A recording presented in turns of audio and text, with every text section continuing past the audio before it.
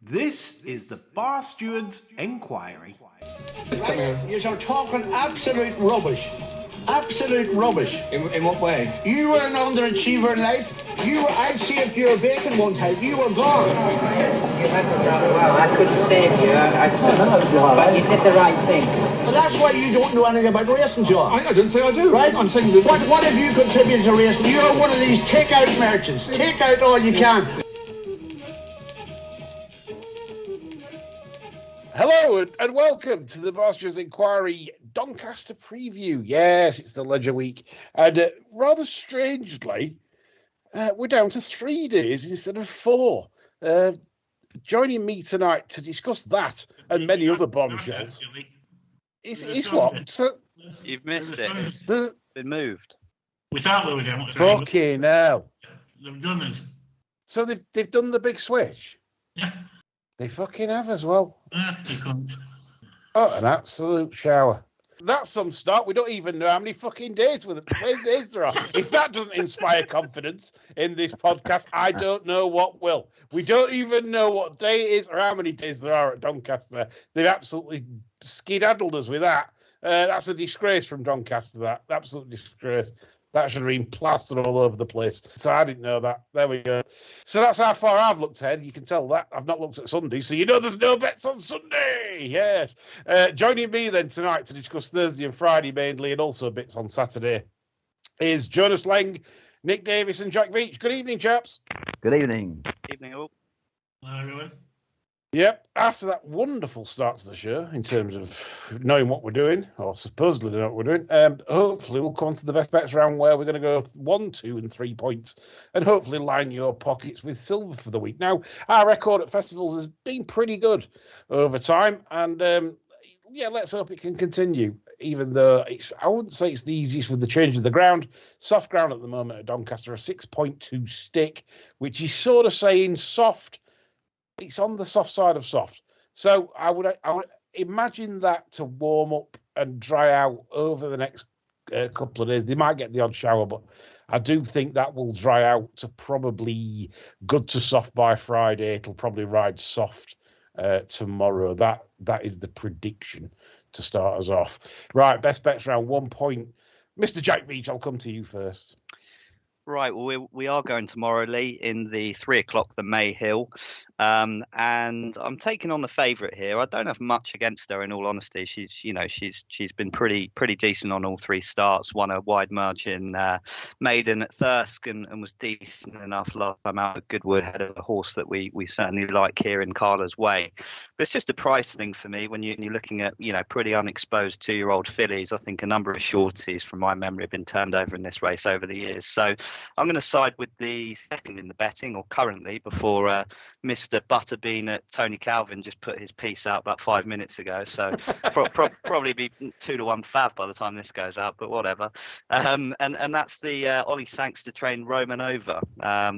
So I thought it was pretty eye-catching that they chucked this one in a listed race on debut that was won by a stablemate, Shawari, who's a horse I quite like as well. And obviously think pretty highly of her. She was very keen that day. Wasn't disgraced, but certainly ran okay. And then duly followed up last time out in a maiden at Salisbury, making all.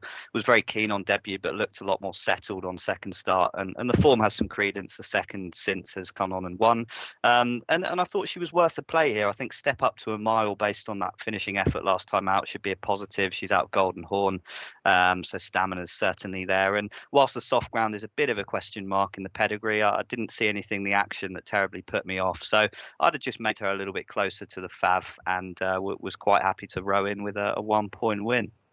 Good stuff. That is 1 point win on that. That is, I believe, 6-1 available. What we got now? Yeah, I'll take that whilst it's there. I think I'll just check that just to make sure we're not doing here. We don't want to have 2 rule books already.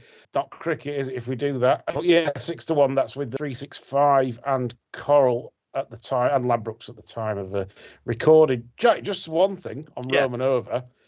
You're worried about ground. I wouldn't be on both sides of the pedigree. I mean, traditionally, Golden Horns like it, a bit of slosh. Dutch Art on the dam side. That's the that has a dam sire usually is good for cut. So, yeah, I don't think there'll be a problem. I just think, obviously, she was overfaced on debut. That was just mainly probably a spin, wasn't it? I don't know, maybe a box filler for Shuari, and then beating Falling For You next time. Yeah, very easily as well, at a good time. Yeah, I like it, Jack. Good start. 1 point Roman over for Jack at 6-1. Nick Davis? Right, we're going to Chester on Friday. This is Betfred SP. This finished last time out, beaten 6 lengths. Good at the firm is absolutely no good for this horse. It's called Red Mirage. Quinn and Jason Hart back on. This really needs some giving the ground. I mean, if you look at all its runs on, it's better on the all weather, but all its runs on flat turf. If you look at the going on good to soft or softer, it's 4-2-1-4-4. And the last time it was fourth off to Revich in a much better handicap than this, of 92. A couple of runs on good and good, and it's back down to 83. It's got all its really good runs on turf and good to soft have come at Chester as well. It's been second here, one here in the class 2-3 handicaps off much higher marks than this, and I think it will be very, very competitive off 83 here on Friday. It's got a decent draw, and I say Mr. Hart's back on. Very, very well handicapped if you look back at its earlier Chester form. Good stuff. So no prices for Nix's on Betfair SP. So you know what to do, folks. Take those early prices. Make him suffer. Yes. Incidentally, it's won off 86, 89 and 90 in handicaps prior to this and been placed off 92 twice. So Nick is very correct to say this is well handicapped if the spark is still there off a mark of 83 with his favourite jockey on, Jason Hart. Good start. Certainly all still your prices, so there's nothing for you left at all. And you're left cursing. John Lane, 1 point, please. I think this requires a bit of explanation, to be honest.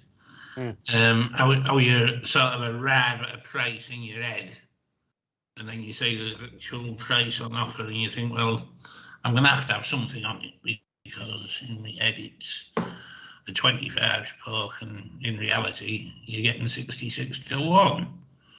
You know, it's like the equivalent of shagging Teresa Coffee. Wasn't expecting that. And the price, I would say it's 25 to 1 that you might actually like it. Whereas we're on offer at 66s.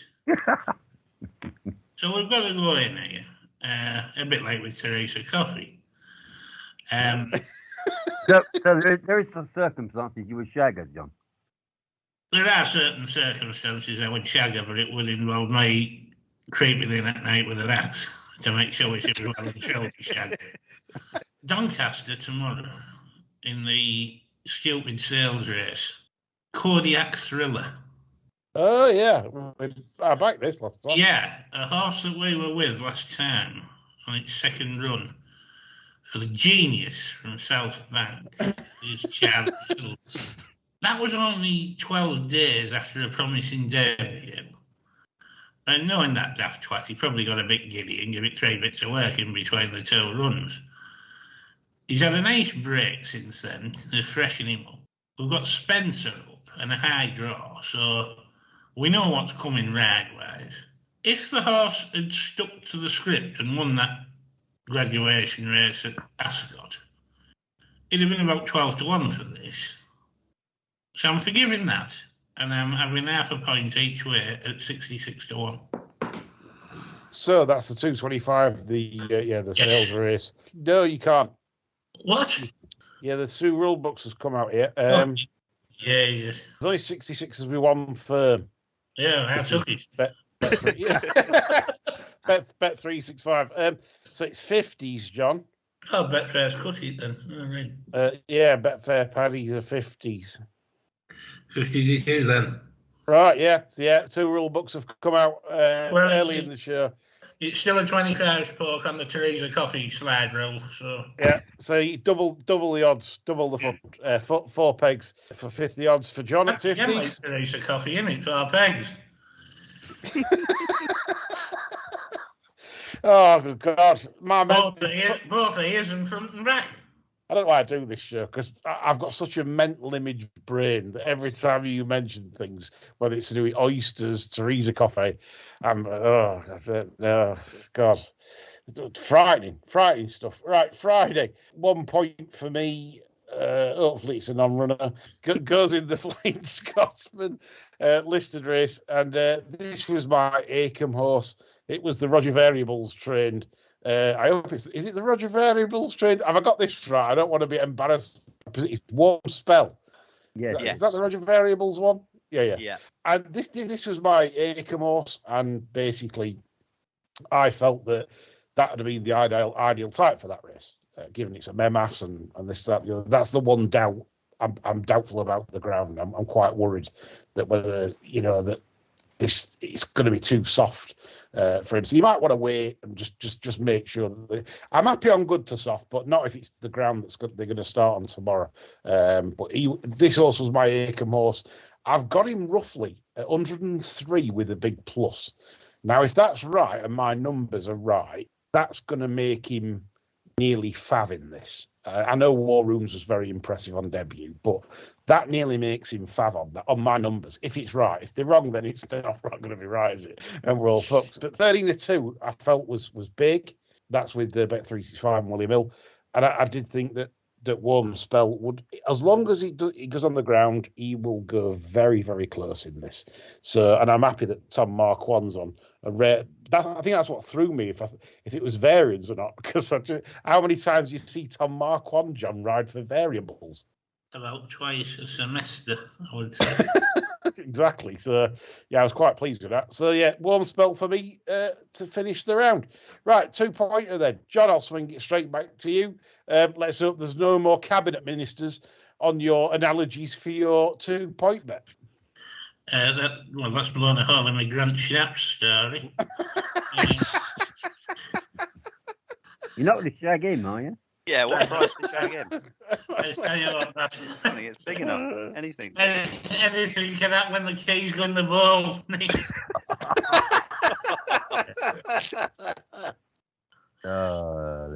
Tomorrow, again, 4:10 race, Sisyphus Strength. Another Lee K's reject. Yeah, I get them all beat, don't I, last time? This is the system now. I'm adopting the system. That's what Tree Trunk does. That's what Lee gets shot with a country ride, and I'm getting stepped in next term. And this did get a country ride, to be fair, because he did.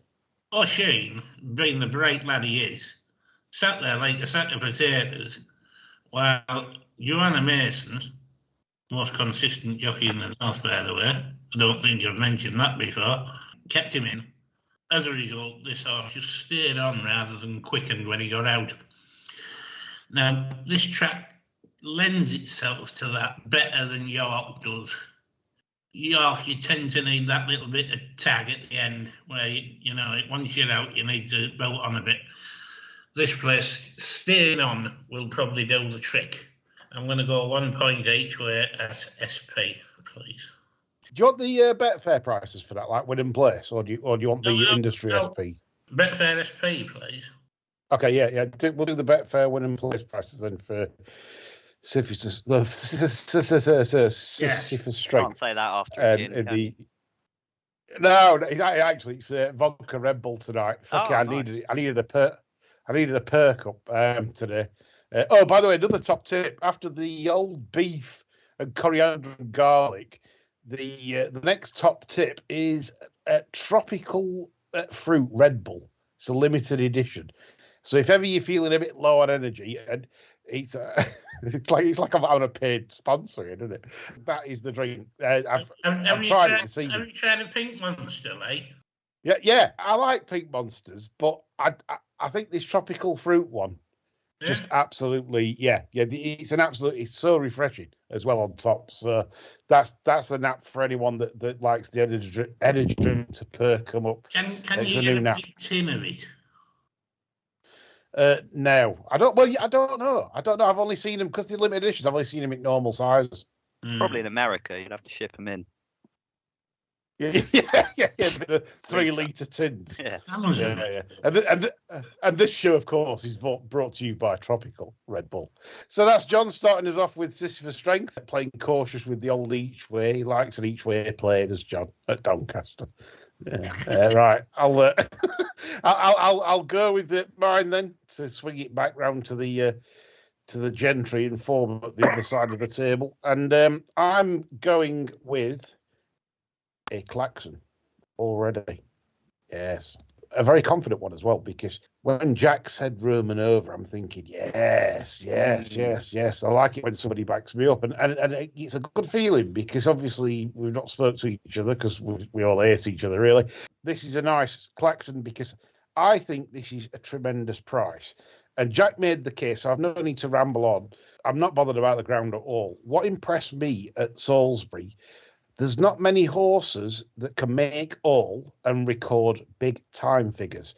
It is very difficult to do because simply you either A, have to get the fractions amazingly spot on, or B, you're very good. And there can only be two reasons, because obviously you don't make all in the Tour de France is the rhyme or reason. And secondly, if we're considering times, Ed Walker's Dream Rocker won the next race, a 3-year-old, and that was 2.47 seconds slower than standard. Roman Over was 0.94 slower, 1.5 seconds quicker than the 3-year-old. This is some tackle, I believe, and this is a shrewd outfit. They've since obviously sold it to St Albans Bloodstock, so clearly this horse must be doing well. They must be impressed with it, and certainly, you know, for St Albans to come in and buy a big stake in the horse and basically own it. So yeah, I'm with Jack. 2 points win for a nice Leicestershire Klaxon. Jack. So I'm Saturday 5:20 in the mile handicap, the last race on the card. So obviously dealing with pre-declaration stuff. So first and foremost, hope the horse runs. It's jocked up and appears to be a runner. So fingers crossed. And I'm with the Mr. Variables trained Nth Jar in this one. I think this is a lightly raced colt. He's only had 3 appearances so far. Obviously a decent runner up in a maiden that worked out really nicely. Back end at Newmarket, had military order in behind. He's obviously a stake winner since. Then won his maiden in a pretty impressive time at Kempton. He wasn't beating much that day, but again I think he showed quite a lot of class on that day, and then went off a relatively fancied 13-2 for the Jersey. If I remember rightly though, Lee, we got some negatives on him pre-race that day. I think he wasn't quite himself, and it was kind of a do not bet basically. And I think his run, he was lame the night before. Yeah, that was it. So, I mean, it's understandable as to why that one didn't quite go to plan. He's obviously been given a nice long break since then, and he was entered at York in the mile handicap on the Friday, but didn't take it up due to ground. Obviously, none of those concerns. I mean, it'll probably be, I can't see it being any worse or better than good ground on Saturday, and that should be fine for him. And I think, for an opening mark in 98, he's getting a bit of weight off his elders in here. I think this could still be stakes class, and I'm quite happy to give him a chance on Saturday. He's entered in the Cambridgeshire. I saw he was number 37 on the list, so he might just get in, but winning here and going in under a penalty wouldn't do him any harm. And the stat for those who like them, it's one of those where I've made the stat work for me, but it has on this occasion anyway. So Roger Variables trained 3-year-olds who race in the autumn months, being obviously September and October, off a layoff over the last 10 years. So an actual over expected at 1.15, 25 from 93, strike rate at 26.9%. I think he's a trainer who, he takes too much time, as we know with a lot of these horses, but he's obviously got a good eye on this one. And I think Saturday might be the day. So, yeah, obviously no prices at the moment. But looking at the horses who are in there, you've got all your likely contenders, Brunch, Sunny Liston, Blue for You. I can't see him going overly short, certainly at kind of some of the opening prices. So I kind of thought he'd be something like a 5-1, 11-2 shot, and yeah, anything in and around there, I'd be more than happy. Yeah, good indeed. Are you wanting to take sort of an evening price, a fair evening price, the 2 rule books kind of price, or are you wanting Betfair SP? Well, I don't want to piss anyone off, and I don't want to annoy John with the rule book, so I'll stick with Betfair SP. And if he's been backed in, he's more likely to win. So that'll do for me. So that's two on the nose. Yep. For Emsjar and Roger Vegetables, Indian Jim, the last on the Saturday, just to get your mood in great form when he fucks up and gets beat a short head like Indian Jim tends to do. Good stuff, Jacko. Nick Davey finished the round. Right then, the 2-pointer. I'm in a point each way, and I'm afraid I'm taking on John in the 4-10. With the rank outside, though, I see I've been clipped off 2 points. Maximilian Caesar. Got a very big liking for this place. Now, last time he was up against, was in a decent race at Newbury. Drawn to the outside, pulled like buggery for ages, couldn't get him settled. Finally got on, and he got rather near the front. He looked like he swallowed up 2 out, and he kept on to finish second to, I think, the Cambridgeshire favourite now, isn't it? Greek Order? Is that a favourite for Cambridgeshire now? Well, he didn't. Well, he couldn't do anything of that one. I think the softer ground tomorrow will absolutely play in his strengths. All his best figures, all his best time figures have been on with ease in the ground, and he's going to get even more ease tomorrow. Hopefully he can settle them a bit. Stefano can settle them a little bit better this time, and I think he could very well go close. He's 10-1 now. I'll have a point each way at 10s. You can certainly have that. Obviously, he was very impressive over a mile here earlier in the season, and I think he does enjoy a little bit of digging in the ground as well. You make a good case there, Nick, at the price, really. Certainly not out of it. I don't think he should be an outsider of them. So. No, I agree with that. But he was 12, I think, earlier, but now he's been cut. Yep. Right, as we've left you in the shadows for so long in that round, you can kick us off with the max bet round. The max bet round, we're going to Friday, 4:45 Doncaster. There's only one lot of prices out for this. I think now they've learnt how to ride Baradar. He's going to beg up a curve. I don't mind Bowie following up, and he's got Buick on it. They put the cheek pieces on. He's ridden from the front rather than held up and given silly tasks. It's very strange because before a couple of times earlier in his career, he's been ridden near the front. He'll get plenty of pace to aim at here in this race. I don't mind him stepping down to 6.5 here. He showed plenty of zip in a really good race at Ascot. The cheek pieces, if they work second time, he'll do for me. So that's 5-2 with Hills. Well, fuck, he was 7-2 an hour ago. I'll have bet for SP then. Betfair SP for Nick for his max. You see, on Friday. He kept being set in impossible tasks half a year. Held up, and they finally put the pieces on. Ridden from near the front. And Bob's your uncle. I don't think this isn't as strong as race as he won at Ascot. No, but without Kevin Stott, his usual partner. No, he's got Mr. Buick on. So. Mr. Buick, indeed. Right, good stuff, Nick. So Nick's banker there is Baradar. John, I'm going to come to you for the max. On eBay Day, when I backed Summergand, who won the sprint, gloat. I almost went boss-eyed because I was intently watching something else as well with a view to the future. And that was my abortion of a Steward's Cup punt, the Sue Camacho trained Tactical, who was making his comeback after the Goodwood debacle in the York race. And on a couple of occasions, he looked like he was going to get a gap and start staying on rapidly. And I'm sort of saying under my breath, you fucking stay in there behind that, Tom. And Tom, being as good as gold, did. And I'm pleased to say that Tom has returned the ride on Friday in the 4:45. because I think he's done a Jimmy Quinn here and said, I'll win on this next term. Because he's only got beat 5 lengths last term, and he could have been a lot nearer. And this 7 should suit him down to the ground with an ace even pace. And he's down to 93 now, after I was backing him off 99 in the Stewards Cup.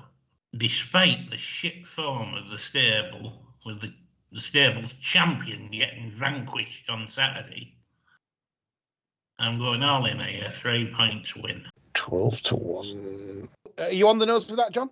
I am, yeah. Lovely. I like it. 3 points win for John. Coming on to mine, I was hoping John were going to tip this actually for another klaxon, but I'm hoping he likes it because I think he does. Well, he certainly got in his notes anyway, and I thought this had a fair shout, but sadly John went against me here with Kodiak Thriller in the sales race. I was keen, John, here on Room Service of Kev Ryan's. Yeah. I'll say why. It was very strong at the death of the 6 at York when that Zulu chief went bananas, like Herbie, and before that it was over 5 and 5.5, and it's just not been suiting it. And then the step up to 6 suited it. It ran well. It ran through the line.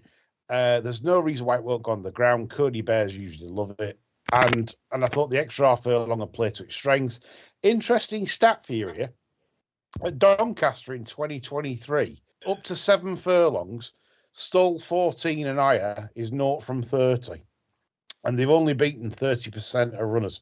The eye draws really seem out of it this year for whatever reason. Now, when you've got Johannes Brahms, which is clear the form pick after the 2nd at York in the gym crack, that is clearing away the form pick. We know that. Stall 17 is a Siuni. Out of an American mare, and you'd be very worried about that if the ground does ride on the soft side tomorrow. And secondly, Dragon Leader, the second in 9-4, the form of that is just not working out at all. As we've seen, it pissed up against Ziggy's Condor. So I'm not going to sort of knock it at 4.5 length winner. What else could it have done? It was very impressive. But the second got well beat by the Coffee Pot on Sunday. The nose winning the Salisbury Maiden, American Bay, came out and got stuffed by Ghostwriter. I'm not sure about the entire level of form to be that price. So I thought Room Service at 16-1 with 365 at Hills, each way a pleasure. 4 places. I thought it was a cracking bet at 16s, 1.5 points each way for me. So unusually, I tip a big price as me nap. I'm usually a fav man because I love a fav. Jack, do you love a fav for your big bet? I do love a fav, Lee, but there's no fav here yet. I think this one might go close to fav, though. We're talking about the 3:35 tomorrow, the Park Hill. So I'll take you through a few of the runners that aren't mine. So Sumo Sam, for me, won a ridiculous contest last time out in the Lily Langtree. Yeah. Completely bottomless ground. Mark 1 stole a march on the rest of them that didn't go on it. I think although we're looking at soft conditions tomorrow, a repeat of that would be highly surprising. So I'm certainly against her. Golden Lyra is a horse that I do like. Last year I thought she'd actually make up into kind of Group 1 potential this year, but if I'm being honest, I think her starts this year have been mediocre at best. Didn't like her at Nottingham, where she was probably entitled to the run, but last time out in France I thought that the race was there for her and she just didn't take it up. So I'm not sure about the trip with her, if I'm being honest. Same with Boogie Woogie. That's running 2 1-mile 4 contests in France, hasn't really seen the races out. So I'm not sure on the up and trip angle here. Ching Shi I marked as a danger, although I thought her second behind the rest might have been flattered last time out. There were a lot, they went quite hard up front. A lot of them were going backwards, and I think she kind of simply stayed on at the one pace. So by default, I'm with the John Gosden train One Evening, who I think you were quite keen on last time, Lee. And we were very narrowly touched off by the shirt train C Theme, who I have to admit I backed Antipost for this race. So I'm already chasing my money money, but I do hold that form in decent regard. And I think if you look at that particular race, one evening as a filly, she's still lightly raced as a 4-year-old. She did race at 1 mile 5 and didn't see it out visibly, but I think they tried to make all that day, and they weren't the right tactics from Tudhope at York. Turned to kind of more reserved ride last time out at York in the Gowtrees, and was very unfortunate. I think she had the tougher trip up the rail. She actually clocked the quickest final 2 sectionals, 11.63 and 12.27. So I've no issue in her stepping up in trip here. I think that will suit. Galileo out with Pivotal Mare. Pivotal Mares should are typically happy with a bit of cut. And look at the trainer. I mean, he's won the last 2 renewals of this race with Mimic You and Free Winds, 3 of the last 4. He knows how to get a filly right for this race, and I think he's got one on the up here in one evening. And Buick in the plate, no negative. So was quite surprised to see her as big as what we're looking at now, so sort of 7-1 general. I made a fav, if not close to. So yeah, 3 points win, confident selection. 7-1 for you. Generally available, and already beaten Ching Shi, of course, which ran second to a rest at Newbury recently, franking the form. So yeah, nothing not to like there. So that completes the best bets round. So we look at the TV races on Thursday and Friday, and then we'll look at the St Ledger to finish the show, covering Saturday and Sunday's races properly with the Friday night show as usual, which is scheduled to be me, Davis, Franks and Jonas on Friday evening. So we'll do our best over the next 2 days to get this right, which is important, get the mentions right and get the opinion right, which is important for us. The Thursday card starts with the Fillies Nursery at 150. Favourite here is Chic Columbine, a very impressive winner at Haydock last time. A horse that I was sort of back in early season because I had a mark for it, and they went too fast at Leicester next time, and then it won its maiden and they put her away. I thought she'd filled out nicely, and I thought she'd probably take the beating, but she's a bit of a boring price. So any opinion on this, chaps? Sadly not. Yeah, not hugely from my side. I think she'd be tough to beat on the face of it. Very impressive last time out. Just a ground query for me. Hasn't raced on anything slower than good ground. So would she cope here? But she might just possibly have the class to win it anyway.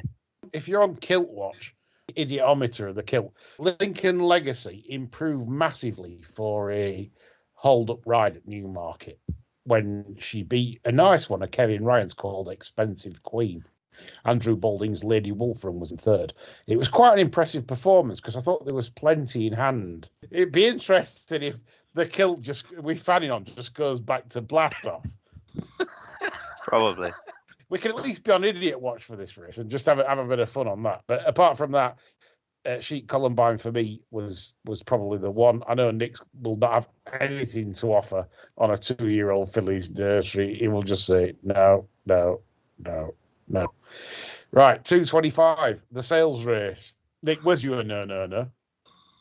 Yeah, I'll explain. I mean, I'm with 2-year-olds. I'm a great believer. I listen to a John on human thing, but remember with 2-year-olds. I mean, you remember when you go to school, you have your holiday. And 5 weeks later, some boys come back completely different. That's what to me what it looks like with a lot of 2-year-olds. You look at them a couple of things. And a month later, they've changed. It's how John met the ginger Hitler, that right. So he met him at school first year. We're all right, and then 6 weeks holiday. They had 6 weeks off, and he come back a right cunt, didn't he, John? He did because it's too expensive to reach for me. Yeah. So yeah, we know what could happen with these babies, of course. 225 race where Dragon Leader. The market confidence behind Dragon Leader is quite marked. That's 9-4 joint now with Johannes Brahms. I'll stay quiet and, unless, John, have you anything more to add on this? No, I have to be honest, I'm pretty happy with my selection here. I think I'm buzzing a bit over this. I think this is going to go dress. Well, yeah, because, I mean, look, the sectionals were good on debut. It looked a well beat, hence that's why I had a good bet on it last time. But I don't know. It's just you always put me off with Charles Hills and say. I don't mind when I'm getting 50 to 1. You know, it's when I'm getting 5 to 1 I bark up. You know, with him. 50s he's absolutely fine. And 150s everything he runs like, you know. Yeah. Jack, have you any view on this? Yeah, I like your draw stat angle, Lee, because that certainly puts me off Johannes Brahms. And if I'm honest, I'm put off by him anyway. I can't understand why they've not. I saw he was entered in the Champagne, and I kind of half fancied him for that. So I'm surprised they've stuck with this race. They must just think he's not quite at that level, which might be an indicator. So yeah, it was against him. Thought it was a very open race, and I quite like John's case on the older Hills horse. So yeah, might row in with a few quid there. Good stuff. Yeah, just ignore my Kevin Ryan horse, you fuckers. Right, Nick Davis, anything to add? Calling Davis. Come in, Davis. Nothing to add. To your race, yeah. Davis tells me to fuck off in Alvin Martin style. We go on to the 3 o'clock, the Mayhill. This is all about staying, chaps, isn't it? A mile on probably going to be, it's going to be soft, isn't it, tomorrow?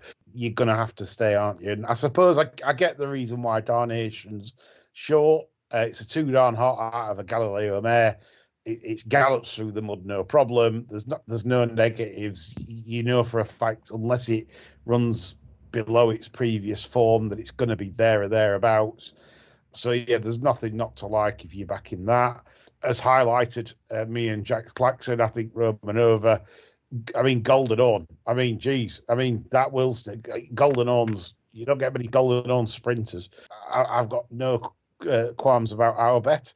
Anything to add, chaps? Nick? The only thing I'm going to say about Donation is that it hasn't had easy races. It's one, I think, but it's been kept up with the gallop both times, hasn't it?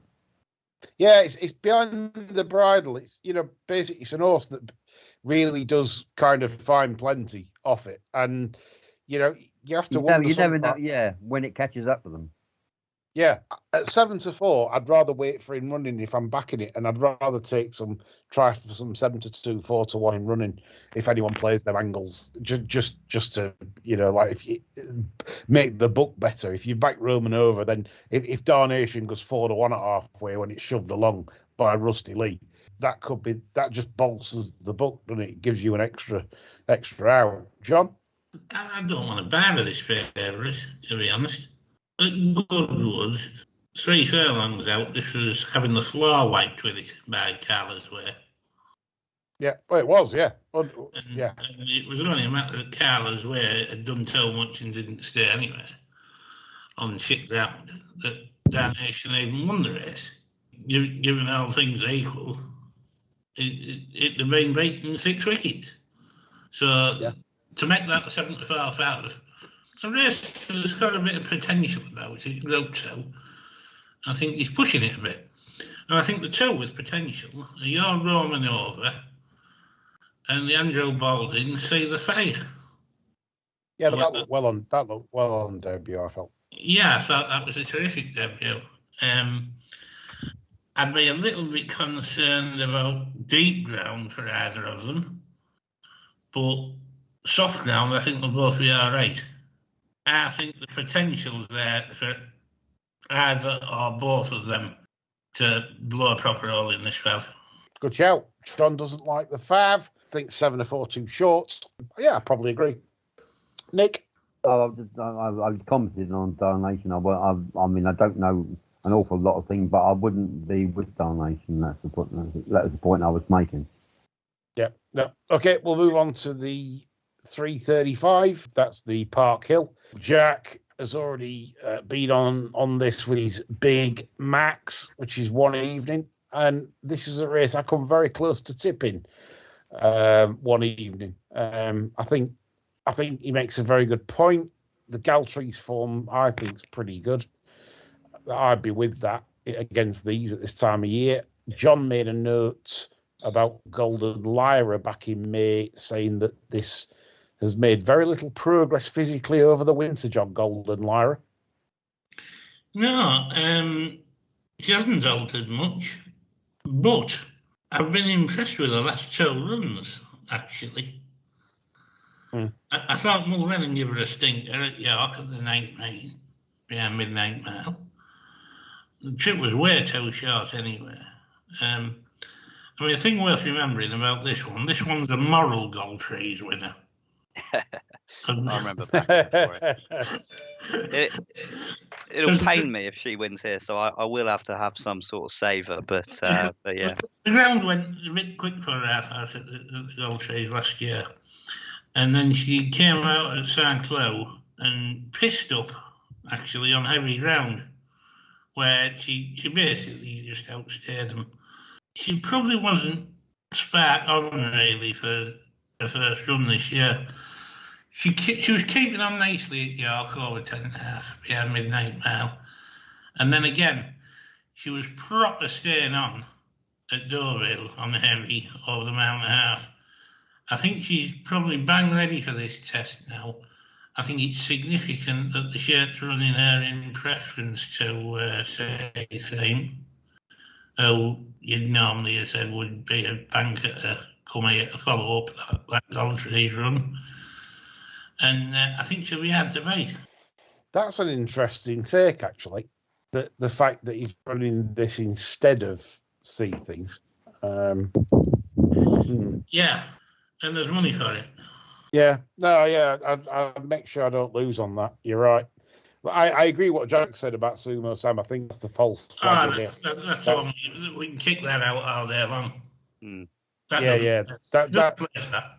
That's the sign for McDonald's, and then a mile down the road there's a fucking big steakhouse. You know. Yeah, absolutely. Nick, anything to add on that? Yeah, I'm looking at the other haggis horse, the 14-1 shot. I think it's been ridden a bit more aggressively a couple of times, especially they try to make it a real test. So I think where was it at Longshot? I mean, she was kicking from home early. I'd like to see them maybe just ride it with a lot more patience. I think I think you could see a lot more improvement here when she steps up, if they don't go blazing from the front again. Interesting, Jack. I thought that was the shittest Group 3 last time. You know your Frenchies a lot better than I do, but I didn't think it was the best Group 3 at Deauville last time. Yeah, I actually backed her for that, so I was disappointed. I mean, she didn't go down by far, but it was just a classic French race, run at a crawl, and a bit of a sprint at the end. But I do get John's case on Golden Lyra. She was definitely one that crossed my eye. I'll be disappointed if she goes in without a few quid, so I will be having it there. But one evening for me, that Goutry's run was extremely positive, and I'd be strongly with her. Right. Enough said. Friday, 150 Doncaster, the Flying Scotsman, 100 to 30 War Rooms. He's fav. Obviously very impressive last time. Very hard to crab in terms of why it wouldn't be fav. The way it did it, physically looks a nice type. It's got Stout's number one stable jockey on. What's not to like? Warm spell, I'm against it, obviously, with the my Aiken pick. So it'd be interesting to know what you chaps think of this race. Yeah, I'm a little bit disconcerted that Sergeant Wilson took that Sun thing out. It looks like he's going to go for the Champion Stakes now, isn't he? Yeah, an idiot. Yeah, I thought this was a nice comeback for that after the flop at Ascot. I think this is a trap he ate myself. I think you could happily rock along with Warm Spell, War Rooms, or even Kingdom of Riches. And, you wouldn't get many people laughing at you if you backed that. Because I thought that it's a nice type. A fair old step forward last time. And, it's a warm enough race, this. It probably tell you as much as the fucking Aiken did this year, right? Yeah, no, I could see something good coming out of this. Whatever wins, I think will be highly touted after the race, I think. Jack? Yeah, I think 2 for me here. Your warm spell was top of the list, Lee. It was just a ground query, but I think Friday, no rain as far as I can see scheduled, so should probably be good to soft by that point. Should be fine. Yeah, I liked his Newbury win. He ran a 1.2 second quicker time than Cogitate that day in the other division of the maiden, and that went off pretty well back for the Acom. So yeah, I like him. And then I think John had a note on Dancing Gemini, who disappointed second start in listed company at the King George meeting, but I don't really know why they threw him in there. But then obviously went and won his maiden pretty nicely. I think the 3rd and the 7th Olympic Candle, the one you were on, Lee, the Dusty Bins horse, that came out and won nicely the other day. So yeah, I mean, other than the yard and the jockey not being favourable, I think that's got a decent chance. So yeah, it's a very open heat, but I think those 2 would be the ones I'd keep on side. Good stuff, Nick. No. No, I love that. I love you. It's his trademark. Now, it's like when Mr. Fiddler were doing Carry On films, Carry On Camping, and they come to, how much is that? Pound. So anyway, 225 Doncaster, the 5 furlong Flying Childers. Big Evs is 7-2. Fab, how can we back Big Evs at 7-2 after the last run? It was absolutely appalling. In fact, John, did you say to me that maybe that had blew his gasket? I didn't think we'd see him this year, to be honest. I can't believe it. No. Appleby must have laid on the magic hands, I think.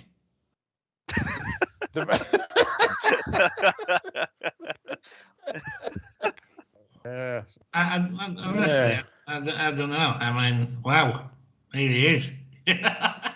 I'll be honest, I'm struggling with it. It's a race I don't want to play. I don't want to bet in at all. I don't even want to watch it.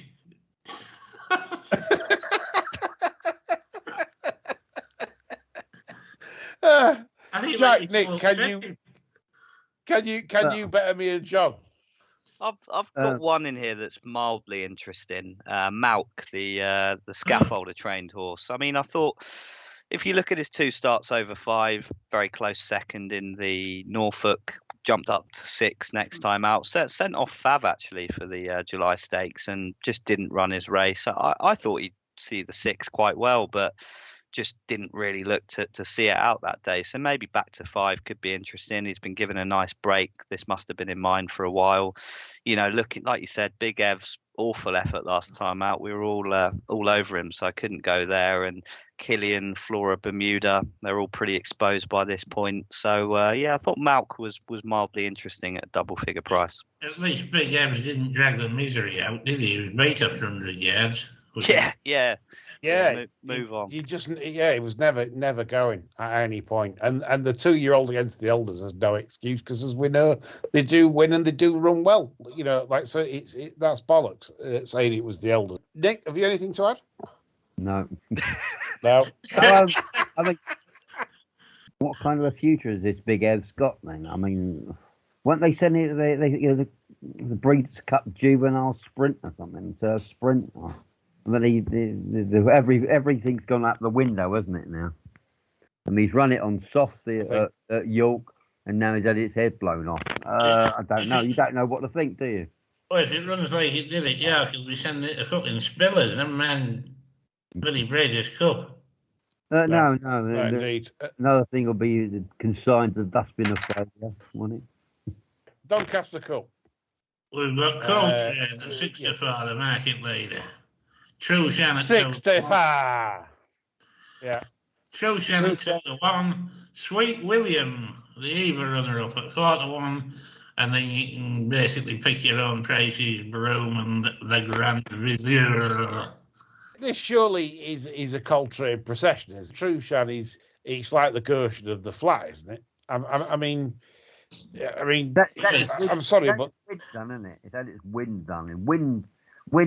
The wind operation, that's what they're going on now. Yeah, but it's like, I'm with John all the way. They've had the wrong pilot on this all its career, and what's the point? This horse could have probably done so much more. I mean, Ollie just can't settle her, John, right? Well, if he's got his wind and he gets out on the track and thinks, wow, I can breathe, he's 47. He can't there, isn't he? Yeah. He is, but he'll be strangled by Holly, so there'll be nothing left by the time they come. Way, he had the cart there, and she strangles him. 6-4 Coltrane. Yeah, got to be. Yeah, really. all the way. Coltrane's a real tough horse. I don't see any reason to bounce from Lonsdale. I think he was pretty cosy enough, really, because he was well positioned. It was Courage Mon Ami that had the hard race from coming so far back to try and chase Coltrane's. I think 6-4's value. I would say. I can't have Trushan. I'm not bothered about the ground. Fuck the ground. It literally is Coltrane just to run its race, and that will be the result. I strongly feel that. It has been quite nice, hasn't it, this summer, that we've not had the just ITV cameras panning to Alan King 47 times, in the lead up to the race, worrying about the rain and stuff. I've certainly not missed him being amongst the races. Have you? If it's drying out Friday, then mate. Yeah, well, fucking hell, yeah, probably. I mean, he had a heavy ground Goodwood Cup, and he didn't run in that, so fucking. Well, to be honest, he's annoyed the fuck out of, I think, every racing punter going anyway, despite the loving from the telly, because, he's an horse that they withdraw him an hour before the start and all this bollocks. Punters don't know what price they're on for their horse because be about a 50 pence rule for or whatever. I think it's just shit. I wanted the horse to retire, really, but no, he's back. So let's hope he carts Ollie off onto the golf course and we can all rub our hands at the 6-4. Yes. 3:35 at Doncaster is the Mallard. And I cannot believe this is the biggest surprise of the week. And honestly, I can't believe this. I can't. And John even knows what I'm going to say. Real Dream is reappearing after York. I cannot believe that. Look dead. Well, me and John, we were stood in the box. We looked down, and we were watching it on the balcony. We said, "Fucking hell!" It went past the line. It barely got. Didn't make it to the paddock exit. No, you never see that. You never, even with horses ease down, they always go around the bend. It's like it barely got across the line. I am astonished that this is lining up. Astonished.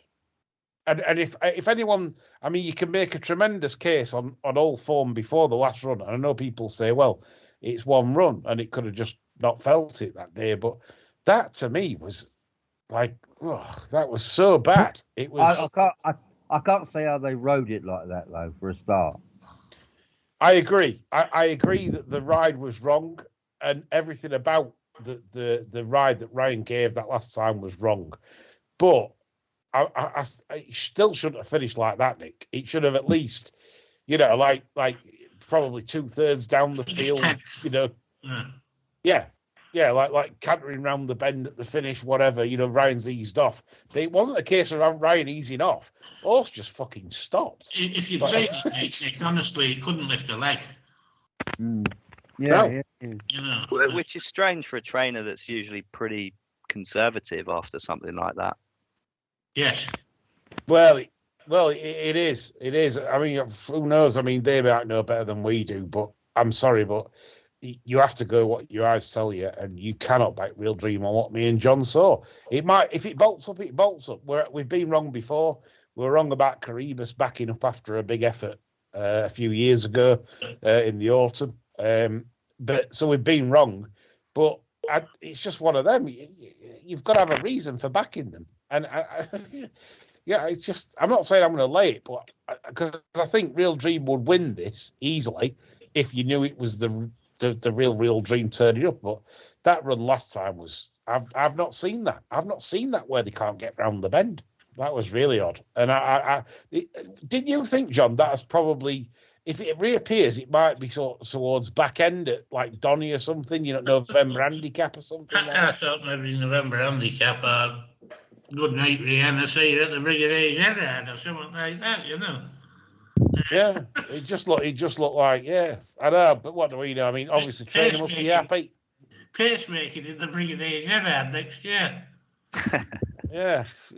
What do we Desert Crown.